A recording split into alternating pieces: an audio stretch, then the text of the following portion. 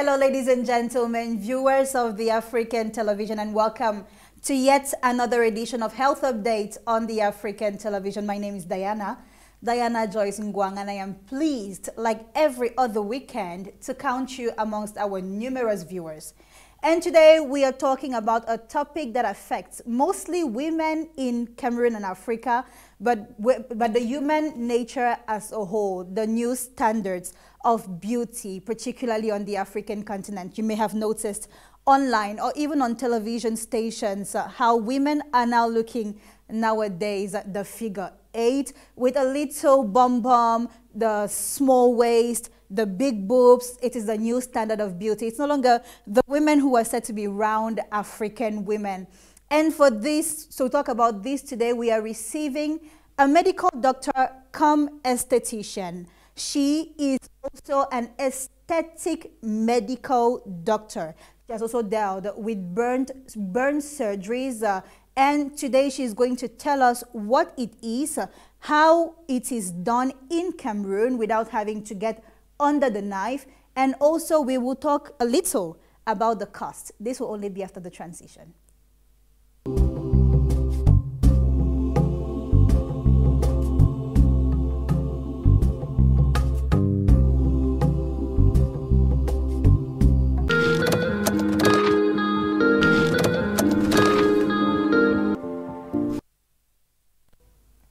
Welcome back. As I told you at the very beginning of this program today, we are receiving an aesthetic medical doctor. She was a medical doctor before, or she went to school to be a medical doctor, and then she decided to delve into beauty and aesthetics. You will see her. You will love her. She is beautiful herself. And today she will be telling us what we should do and what we should not do. What are the new standards of beauty on the African continent and how it is done without having to pass under the knife. Her name is Christelle Kamga. Welcome to our set. Good morning. Good morning, Joyce. How are you doing? I'm doing well. Thank you. Beautiful. Thank you, you too. Thank you. Plongeons dans le vif du sujet. Vous êtes médecin et puis maintenant vous êtes dans l'esthétique. Quelle est la motivation? Qu'est-ce qui vous a poussé à faire cela? Oui, en effet, je suis médecin. J'ai exercé en tant que médecin généraliste dans 5 régions différentes du Cameroun. J'ai d'abord fait une formation spécialisante en chirurgie des brûlés. Par la suite, j'ai décidé d'embrasser ma véritable passion qui est la médecine esthétique. Bon, disons que c'est une approche de la médecine qui me plaît parce qu'elle allie science, précision et sensibilité artistique. Donc j'aime bien. Mais au-delà de la passion, je dirais qu'il y avait eu une prise de conscience. J'ai vu une demande grandissante pour les soins de médecine esthétique et malheureusement ces besoins ont été comblés par des procédures peu professionnelles et parfois clandestines, donc avec des complications graves. Donc j'ai voulu proposer des soins à visée esthétique mais qui sont cadrés par une rigueur médicale et éthique, le tout dans un cadre sécurisé.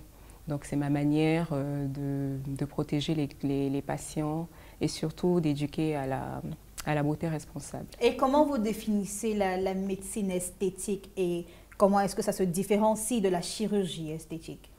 Oui, alors simplement la médecine esthétique c'est un ensemble de procédures médicales qui sont des procédures non invasives ou très peu invasives mais qui ont pour but de modifier l'apparence physique, d'améliorer l'apparence physique, de corriger un défaut ou alors de prévenir le processus de vieillissement, de prévenir ou ralentir le processus de vieillissement. Bon, alors la grosse différence avec la chirurgie esthétique, c'est que contrairement à la chirurgie, il n'y a pas d'opération, quoi. Donc qui dit chirurgie dit opération dit anesthésie, parfois loco-régionale, mais très souvent générale, avec un temps de récupération qui est plus long. Donc, pour avoir un corps comme le vôtre, il ne faut pas passer sous un couteau, il ne faut pas avoir d'anesthésie, non? Non, pas forcément. Alors, je n'ai pas le corps idéal, mais disons que pour avoir un corps qui convient à chaque personne, on peut ne pas passer par la case du bistouri. D'accord. Quelles sont les pratiques esthétiques les plus demandées au Cameroun en 2025? Oui, alors, disons que les pratiques les plus fréquemment demandées sont celles qui sont liées à la correction du visage, au niveau du visage. Ah oui? Oui, avec une forte demande sur la correction du processus de vieillissement, donc la prévention et la correction du processus de vieillissement. Donc, les injections de toxines botuliques et d'acide hyaluronique sont très fortement demandées, que ce soit pour corriger les rides dites d'expression ou même pour remettre les volumes sur certaines parties du visage. Bon, on a la rhinoplastie aussi qui est très fortement demandée. Je voulais justement poser la question parce que tout le monde veut avoir le nez dit des blancs, le nez long. Oui, le nez fin, on va dire ça comme ça. Parce qu'on dit souvent que les Africains ont le nez épaté. On a un nez ethnique. Notre nez ethnique est caractérisé par le fait que ce soit quand même court, un peu large. Donc oui, voilà. Donc apporter un peu de projection au nez, ça apporte de la symétrie au niveau du visage. Donc oui, voilà. Bon, maintenant après on a des demandes un peu spéciales, hein, comme l'augmentation du fessier, le resserrement vaginal ou encore... Le quoi? Le resserrement vaginal, oui. Ou encore le lifting mammaire, ou alors aussi la diminution des graisses abdominales. Ça, ce sont des demandes qu'on a. Bon, il y a, la médecine a des propositions pour toutes ces demandes-là, mais il faut bien garder en tête que la médecine esthétique a des limites et c'est là où la chirurgie prend le relais. Est-ce que tout ça est fait de manière naturelle? Naturelle, c'est-à-dire? C'est-à-dire, est-ce que ce sont des produits naturels, citron, gingembre et consorts? Pour les procédures de médecine esthétique, oui. Non, bien sûr, non. C'est pas, alors, il y a rien de, c'est pas de citron, gingembre, non. Ce sont des crèmes? des substances. Ce sont des substances qui sont synthétisées en laboratoire, mais qui se rapprochent très fortement des substances qu'on a sous la peau. Y a-t-il une moyenne d'âge pour commencer ces procédures-là? Ou alors, un enfant de 18 ans peut venir, bon, 16 ans, peut venir et puis vous dire « Je me sens trop grosse et puis maintenant je veux perdre du poids. Est-ce que vous pouvez faire quelque chose sur moi ?» Oui, bon, écoutez, la médecine esthétique, il n'y a pas d'âge fixe. Hein, en médecine esthétique, il n'y a pas d'âge idéal. Je dirais que la médecine esthétique n'obéit pas à une logique d'âge. Ça obéit plus à une logique de prévention, correction, entretien, mais aussi bien-être. Donc, on ne devrait pas faire de médecine esthétique avant 25 ans, à 25 ans, ni à 30 ans, ni à 40, ni même à 70. Enfin, ce que je veux dire, c'est qu'on ne devrait rien faire tant qu'on n'en éprouve pas le besoin. Bon, cela dit, avant 25 ans, il n'y a pas vraiment d'indication à la médecine esthétique dite de correction. De même, autour de 50 ans, malgré les indications qui sont évidentes, si on ne ressent ni le besoin ni l'envie de le faire, il ne faut absolument rien faire. Est-ce que c'est seulement pour les femmes ou alors les hommes sont aussi concernés? Oui, non, les hommes sont concernés.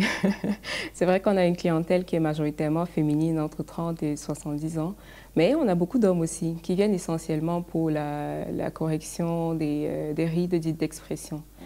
Bon, après, pour parler de notre clientèle, on a une clientèle qui est caucasienne, blanche. OK. Oui. Clearly. Oui, voilà. Européenne pour la plupart, qui est particulièrement intéressée par notre technique d'injection de toxines botuliques, parce qu'on a une technique qui est très anglo-saxonne. Quand vous dites toxine botulique, c'est quoi? Le Botox? Oui. All right, great. Oui, on utilise, enfin voilà, on a la procédure un peu anglo-saxonne qui apporte des résultats plus durables et plus fermes. C'est différent de la technique européenne qui est, elle est très conservatrice et très réservée. Et quand vous dites plus durable, c'est entre 6 mois et 1 an, entre 2 mois et 6 mois, combien de temps environ? Ou c'est personne dépendante? Non, c'est pas personne dépendante, c'est plus comment est-ce que vous comment est-ce que vous protégez votre toxine botulique lorsque c'est injecté. Mais en tout cas, de manière générale, ça dure entre 4 et 5 mois. Et puis après 5 mois, est-ce que le patient revient ou alors il y a des choses à faire pour maintenir ce visage clair-là, ce visage bien? Une fois de plus, c'est vraiment personne dépendant. C'est à la volonté de tout un chacun. En fait, la question que je pose, c'est après le Botox, après les 5 mois, est-ce que votre visage revient à la forme initiale? Ou alors il reste un peu comme un peu plus fin qu'avant? Oui, alors, disons que lorsque la toxine botulique permet de mettre les muscles au repos, d'accord? Et c'est la contraction des muscles qui forme les rides. Donc, disons que quand vous avez mis vos muscles au repos pendant une bonne partie de l'année, vous ne fabriquez plus de rides. En tout cas, pas à la même vitesse que quelqu'un qui a conservé son activité musculaire. Donc oui, il y a un côté préventif dans les injections de Botox qui est intéressant. Qu'est-ce qui motive les gens à venir pour la médecine esthétique? Ce sont les réseaux sociaux, ce qu'ils voient à la télé, les nouvelles formes de beauté, quoi? Oui, ça c'est une bonne question. C'est une question qui est relative à la psychologie personnelle et aussi à la dynamique socio-culturelle du moment. Disons que déjà il y a la pression de la société, d'accord? Les réseaux sociaux jouent le rôle, hein. Les réseaux sociaux définissent un standard de beauté qui est dit parfait, mais parfois c'est-à-dire que filles minces, grosses fesses, avec le petit rein, les gros seins. Par exemple. Et puis, certaines personnes se trouvent obligées, enfin, pensent qu'elles sont obligées d'y correspondre. Voilà, donc ça peut motiver. Mais à côté de ça, il y a aussi que on est en permanence aujourd'hui confronté à notre image, que ce soit au boulot ou que ce soit en famille. Au boulot, par exemple, on est sur visioconférence, on est sur Zoom. Même, toujours être belle. Voilà, on est confronté à notre image. Même sur les réseaux sociaux qui sont dits professionnels comme LinkedIn, il faut une image. Sur le CV, il faut une image. L'image est devenue une carte de visite, n'est-ce pas? Donc, pareil, en famille, on prend beaucoup de photos. Donc, le moindre petit défaut qui est à 20-30 ans passé inaperçu est sous notre nez en permanence. Donc, on peut avoir envie de le corriger. Donc, il y a ça, mais aussi un autre élément qui est motivateur, c'est parfois la peur de la vieillesse. Oui, donc on est dans une société où on glorifie la jeunesse, la beauté, la fraîcheur. Donc ça peut faire peur de vieillir aussi. Donc ça peut motiver à passer le pas. Certaines personnes disent que la médecine esthétique alimente les complexes. Qu'est-ce que vous leur répondez à cela? Non, je dirais pas vraiment parce que la médecine esthétique, les gens qui viennent consulter en médecine esthétique ont déjà des complexes. Et parfois, c'est des complexes qui sont très anciens avec un vrai mal-être, d'accord? Et la médecine esthétique propose des solutions pour améliorer ces complexes-là. Elle ne les crée pas. Bon, alors maintenant, je crois que y a des gens qui, d'ailleurs, j'en veux pour preuve les patientes qui disent qu'elles ont retrouvé confiance en elles après une intervention de médecine esthétique. Donc, je crois que le problème, c'est plus les dérives commerciales, c'est-à-dire que la publicité mensongère à outrance, les avant-après trop irréalistes, c'est ça qui peut créer des complexes. Est-ce qu'il y a des risques dans la médecine esthétique? Oui, bien sûr. Parmi lesquels? Bien sûr, il y a des risques. Hein. C'est comme, ça reste des actes médicaux qui ont des risques, même quand c'est pratiqué par les meilleurs. Donc, je laisse imaginer le niveau de risque qu'on peut avoir lorsque c'est pas encadré médicalement. Donc, les risques sont surtout en fonction du type d'intervention qu'on fait. Bon, on peut aller d'une rougeur au point d'injection à une occlusion vasculaire avec une nécrose cutanée. En passant même par les infections lorsque les conditions d'asepsie ne sont pas respectées. Est-ce que vous avez déjà eu un patient qui a été vraiment malade après une intervention? Oui, c'est arrivé. Il y a eu un patient qui a développé une infection après une intervention parce que la consigne, c'était de maintenir le point d'entrée de l'injection septique. Bon, ça n'a pas été le cas, mais on l'a tout de suite accompagné dans le processus de guérison. Bon, qu'est-ce qui est fait à votre niveau pour assurer, to ensure that the patient doesn't get worse than that or even though it doesn't lead to death? Ben, c'est là où la médecine commence, d'accord? Les procédures de médecine esthétique sont un peu banalisées, tout le monde le fait, mais c'est quand il y a les complications que la vraie médecine commence. Donc, il faut avoir une formation médicale sérieuse pour pouvoir venir à bout des complications. Y a-t-il des interventions que vous refusez et quelles sont les causes? Oui, alors en fait, ce n'est pas les interventions, c'est le profil de patient qu'on refuse. Donc il y a des patients qui viennent parce qu'ils sont motivés par des troubles psychologiques, par exemple. Parce que vous demandez ça avant, vous posez des questions pour savoir ce qui les a motivés avant? Oui, effectivement. Enfin, on fait une consultation et on essaie d'établir un profil psychologique. Donc vous allez voir un patient qui est, par exemple, atteint de dysmorphophobie. Ça veut dire que lui, il voit un défaut que vous ne voyez pas, que son entourage ne voit pas, il est le seul à voir. Donc à ce patient-là, on lui dit non, il n'y a rien à faire. Il y a des patients qui viennent, par exemple, avec une photo filtrée en disant je veux ce nez-là, ce qui est totalement irréaliste. Donc voilà, c'est des patients qui sont des cas psychiatriques. Mais après, il y a aussi des contre-indications médicales sérieuses, hein, par exemple, des patients qui sont atteints de coagulopathie intravasculaire disséminée. On ne peut pas injecter... Pour ceux qui nous regardent, là, ça veut dire quoi? Oui, c'est les troubles de la coagulation du sang. D'accord? Donc, c'est plus ça. Donc, ça veut dire qu'on ne peut pas injecter n'importe comment. C'est quelqu'un qui ne coagule pas bien, qui va saigner abondamment. Donc, on ne peut pas lui faire des injections. Quelles sont les autres choses que vous vérifiez avant de procéder? Bon, alors, il y a une fiche de consentement éclairé avec un questionnaire médical qui est bien établi que les patients remplissent avant de passer à la procédure. D'accord. La médecine esthétique, est-ce qu'elle change les regards sur la beauté en Afrique? Oui, je pense que oui. Et je pense que ce n'est pas propre qu'à l'Afrique. C'est un peu partout pareil. Parce que le contexte en Afrique, on était habitué à avoir des femmes rondes, des femmes noires, des femmes avec des grosses fesses, des gros seins, mais pas les tout petits reins. Oui. Mais ailleurs, ça se faisait déjà, on les voyait déjà. Mais maintenant, en Afrique, est-ce que c'est en train de changer les standards de beauté? Oui, est-ce que maintenant, pour être une belle femme africaine, il faut avoir un tout petit rein? Oui, alors ce qu'on oublie, c'est qu'on était déjà comme ça avant même l'avènement des procédures de médecine esthétique. Hein. On était des femmes africaines avec des formes, mais pas forcément un très très gros ventre. Bon, alors il y a une diversité de formes. Hein. Bon, maintenant, c'est un phénomène de mondialisation. Par exemple, la femme blanche qui augmente les lèvres et les fesses, ça, c'est un modèle qui est venu d'ailleurs. Ce n'est pas le standard de beauté européen. Donc, pareil, la femme africaine qui veut affiner son nez ou bien sa taille, c'est pour répondre à un besoin de beauté, plus un besoin de beauté que... Proposez-vous un accompagnement psychologique avant, pendant et après les interventions? Bon, alors là, je dirais que l'information de médecins nous donne la possibilité d'établir un profil psychologique, de déceler des troubles, mais nous ne sommes pas des psychologues, on ne peut donc pas les prendre en charge. Lorsqu'on reçoit un patient qui est dysmorphophobique, qui est en dépression ou alors qui a un comportement compulsif, on va l'orienter vers le psychologue qui, lui, est habilité à le faire. Alors, disons que Diana veut changer son nez, veut affiner son nez et l'allonger pour avoir un nez comme le vôtre. Combien est-ce que je dois préparer pour venir dans votre clinique?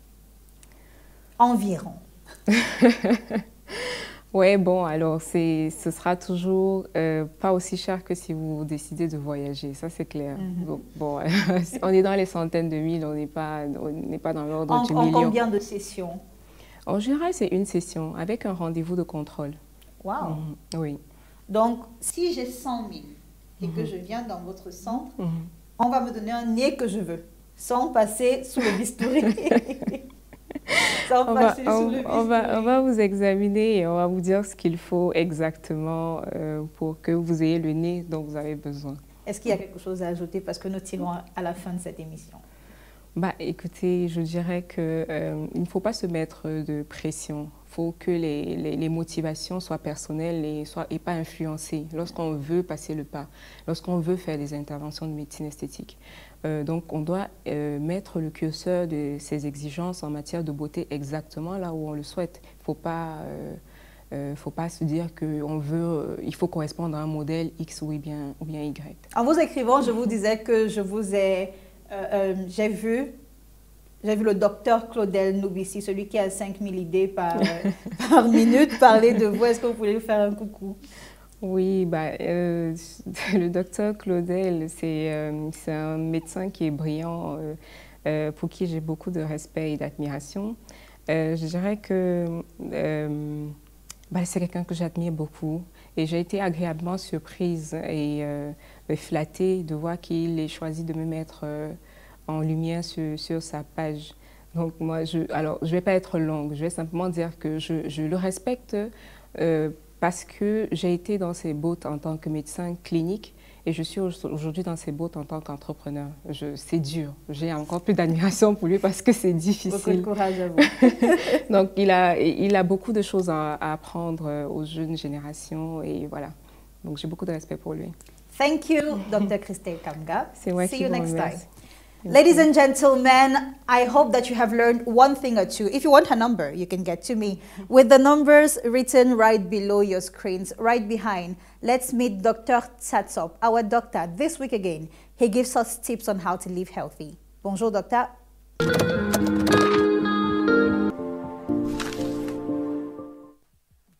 Chaque fois quand je vous dis qu'il faut réduire le nombre de fois que vous allez dehors manger dans des endroits où on fait frire de la nourriture, que ce soit des beignets, que ce soit de la viande, pour vendre, vous ne voulez pas m'écouter. Alors, je vais vous expliquer pourquoi vous devez réduire considérablement la quantité ou bien le nombre de fois que vous allez manger dans ces endroits. Alors, je me suis amusé dernièrement, quand j'étais au pays, de faire le tour de certains endroits où on vendait des beignets, de la viande frite, et j'ai fait un constat qui m'a beaucoup fait mal. J'ai essayé d'observer la qualité d'huile qui était utilisée pour faire frire ces aliments-là. Et à vue d'œil, ça pouvait se comprendre que ce sont des huiles qui ont été utilisées parfois 10, 20, 15, 30 fois sans jamais être changées. Parfois, on se rend compte que ce sont des huiles qui ont été utilisées depuis des mois sans jamais être changées. Est-ce que vous connaissez les risques que vous courez en consommant constamment ces nourritures qui ont été faites frire dans ces huiles-là? Alors, reste tranquille, je vais t'expliquer, je vais te donner 2 raisons pour lesquelles tu dois éviter cela. La première raison, c'est que quand on utilise l'huile de façon exagérée, comme ces femmes ou ces hommes qui vendent de la nourriture frite utilisent, ce qui va se passer, c'est que l'huile va s'oxyder. Et quand l'huile s'oxyde, l'huile produit des composants qui peuvent être cancérogènes. Ce qui fait qu'à la longue, cette huile-là devient un gros problème pour la santé. Le deuxième point, c'est que l'huile qui est utilisée comme ça va produire ce qu'on va appeler des radicaux libres. Les radicaux libres dans le corps vont accélérer le vieillissement de vos cellules. Conséquence, ces cellules-là vont avoir une capacité importante à devenir cancérogènes. Donc, tout simplement, chaque jour quand vous vous levez, vous partez manger dans ces endroits. Chaque jour, lundi, mardi, mercredi, chaque jour de la semaine, vous augmentez vos risques de développer un cancer. Et aujourd'hui, on s'étonne de voir de plus en plus des cancers de l'estomac, des cancers du côlon, des cancers de l'intestin. Et c'est tout simplement dû très souvent à cette alimentation qui est incontrôlée. Parce qu'aujourd'hui, oui, quand on sort de la maison, on veut vite faire, on veut manger rapidement, on s'assoit au bénitaria, on mange. À midi, on s'assoit chez celui qui fait frire le porc, on mange. Le soir, avant de rentrer, on s'arrête, on prend de la viande qui a été frite et puis on rentre à la maison manger. Faites très attention. Je ne vous dis pas d'arrêter complètement, je vous dis de réduire la quantité de consommation parce que vous courez des très gros risques. Prenez le temps de faire frire des aliments chez vous si vous voulez vraiment en consommer. C'était le conseil que j'avais pour vous aujourd'hui. Je vous donne rendez-vous pour un prochain conseil. D'ici à là, comme d'habitude, on dit merci.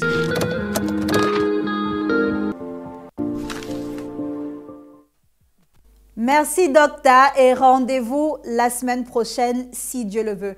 Right behind, ladies and gentlemen, let's meet Rosine Somba. She has the tips that mark this week.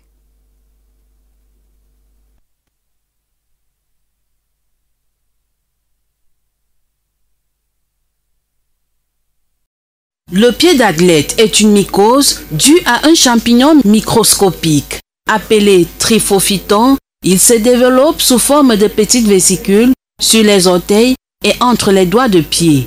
Il peut être gênant et engendrer des dégâts s'il n'est pas rapidement traité, nous vous proposons quelques astuces naturelles pour éviter cette pathologie. Bain de pied au bicarbonate de soude. Diluez 4 cuillères à soupe de bicarbonate de soude dans 1 litre d'eau tiède. Faites tremper vos pieds dans ce mélange pendant 15 minutes. Séchez soigneusement vos pieds en insistant entre les orteils. Vous pouvez également saupoudrer du bicarbonate de soude directement sur vos pieds avant de mettre vos chaussettes pour absorber l'humidité. Bain des pieds à l'ail. Écrasez quelques gousses d'ail et ajoutez-les à l'eau tiède. Faites tremper vos pieds pendant 15 à 20 minutes. Rincez et séchez soigneusement vos pieds. L'huile essentielle de thé tree, arbre de thé. Diluez quelques gouttes d'huile essentielle de thé tree dans une huile végétale, huile de coco par exemple. Appliquez ce mélange sur la zone touchée par le pied d'athlète. Pour prévenir et traiter le pied d'athlète, il est recommandé d'avoir une hygiène de pieds rigoureuse. Lavez et séchez soigneusement vos pieds quotidiennement, en particulier entre les orteils. Le port des chaussettes est aussi avantageux car portez des chaussettes en coton ou en matière naturelle qui absorbent l'humidité. Chaussures. Évitez les chaussures fermées à mal ventiller et privilégiez les chaussures respirantes ou sandales. Portez des babouches ouvertes ou des sandales dans les lieux humides comme les piscines, les douches publiques. Ne surtout pas partager vos chaussures, chaussettes, serviettes et accessoires de soins de pied. Si le mal persiste après toutes ces méthodes, les symptômes persistent ou s'aggravent, pensez à consulter un professionnel de la santé ou un podologue pour un traitement mieux adapté. Voilà qui met fin à notre astuce cette semaine. Rendez-vous la semaine prochaine pour une nouvelle autre astuce.